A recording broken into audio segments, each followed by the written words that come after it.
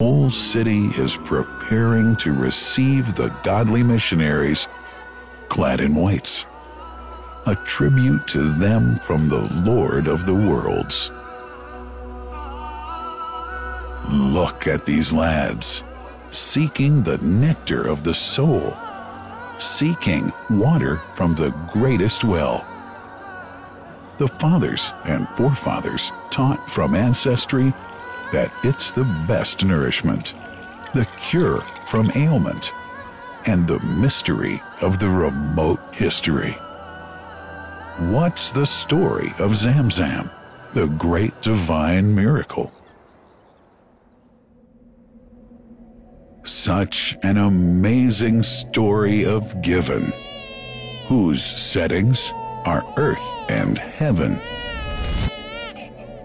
The scene is a barren desert at a valley with no plant.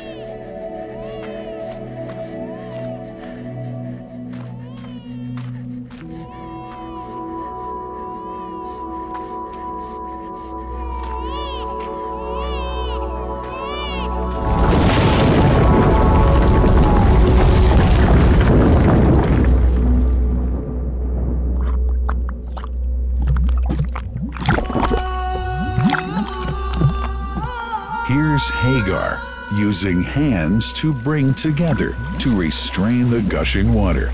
Blessed is the distressed mother. Had she left Zamzam water up to go, it would have become an abundant flow.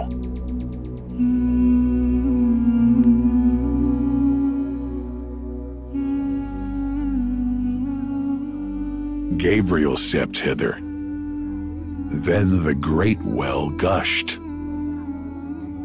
Superior to all other, a miracle to stay forever, reviving the old tradition.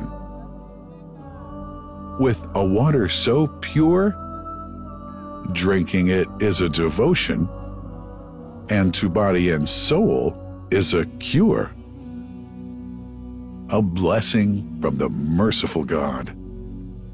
And the prophet blessed it even more. With a touch of his mouth, and his heart was wherewith washed.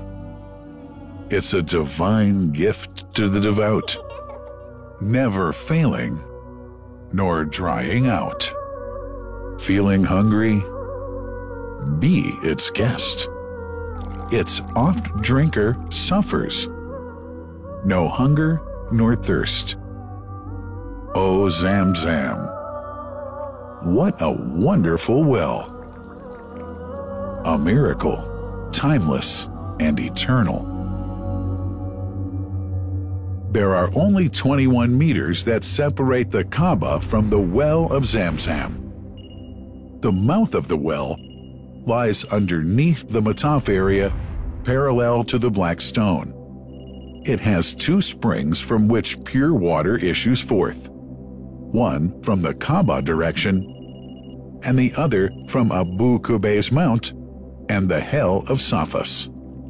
That venerable well is ever clean, having no moss, insects, fungi, or other unusual water contaminators. By the grace of God, Zamzam's fresh water continues to outflow at 11 liters per second as minimum rate and 18.5 liters per second as maximum. The amazing thing is that such a prolific well is only 31 meters deep underneath the Kaaba diameter. The journey of the blessed water starts by pumping up water from the well, using two huge water pumps working alternately for 24 hours a day.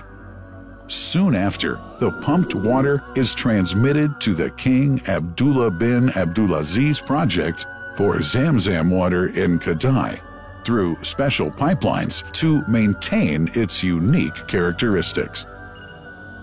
Crystal clear water is on the way. Come, O seekers, no delay. As for the Prophet's Mosque, Zamzam water is transported to it in tankers with standard specifications. Their lids and valves are securely locked to preserve the water from any extraneous elements. No one can unlock them but the person in charge at the Prophet's Mosque. Normally, 150,000 liters of water are transported per day, but this figure goes up to 400,000 liters per day during religious seasons. The processes of water drawing and pumping, and the controlling of pipelines and tankers through optical fiber technology are all carried out using the high-tech SCADA system.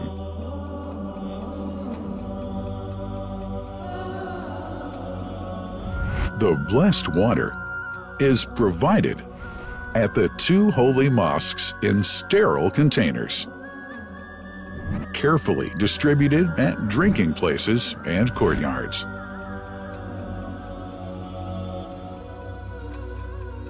The containers are prepared at various filling points inside the Grand Mosque and the Prophet's Mosque, and then moved on electric carriers inside and around the two mosques. For their convenience, visitors can drink water cool or otherwise, and for hygienic reasons, disposable plastic cups are provided. About 2 million cups are used on a daily basis.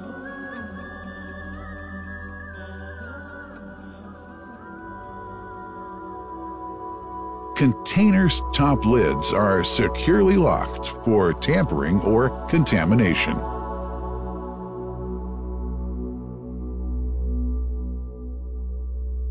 Predefined steps of periodic washing and sterilization of containers are carried out at special stations.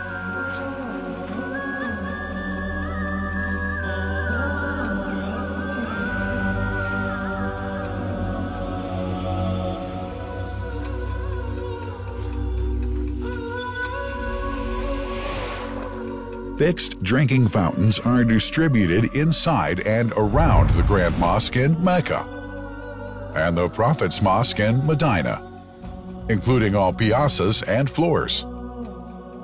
Additional cool water tanks are made available during seasons. For the convenience of prayers and visitors, the Sabil, located in the eastern side of the Grand Mosque's piazza, is assigned for the on-the-way water filling to mitigate the crowds. New backpack water containers have further been introduced to provide water at crowded areas like the Mataf. Also, the Presidency of the Affairs of the Two Holy Mosques has provided small filtered water bottles to be distributed around the Mataf to the occupants of the first line for prayer and in the funerals area. The Zamzam water dispensed in the Grand Mosque is estimated 700,000 liters per day, but this figure springs to 2 million liters per day during seasons. Random samples of water are taken from containers, fountains, and tankers around the clock to verify that water is free from contaminators, impurities, and bacteria. Up to 100 samples are taken on a daily basis to be tested in a special lab. What a wonderful journey! An important question is yet to be asked regarding the plant that runs the great project of Zamzam water dispensation. In 1431H, 2010G, the inauguration of the king, Abdullah bin Abdulaziz plant, in Kadai area in Makkah marked a breakthrough in the Zamzam water project. thanks to that plant, people have been spared the strenuous efforts they used to make in their attempts to get access to the best water on Earth. New exceptional safety measures are now in place to ensure that the blessed water is safe from contamination and tampering. It's now to be bottled automatically following pertinent international automation standards.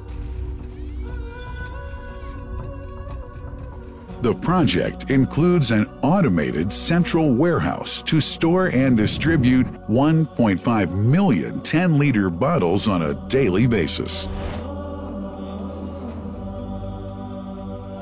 To make it easy for families and individuals to get access to Zamzam water, barcode readers have been made available to read the receipts and dispense water bottles automatically.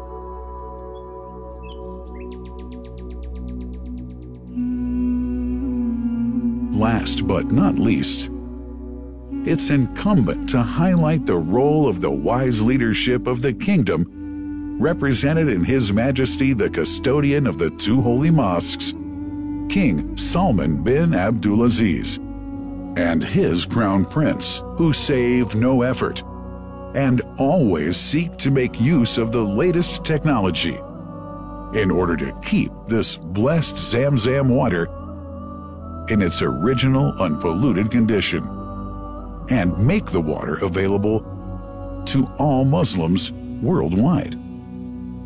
That couldn't be achieved without the praiseworthy efforts of the officials and workers of the two holy mosques, who undertake that mighty task for which they dedicate their lives and experiences.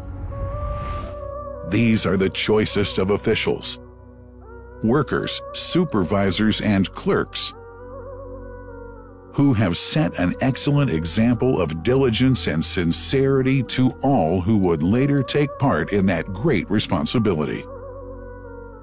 Finally, thanks are extended to the General President of the Affairs of the Grand Mosque and the Prophet's Mosque, Sheikh Abdurrahman bin Abdulaziz Al Sudais.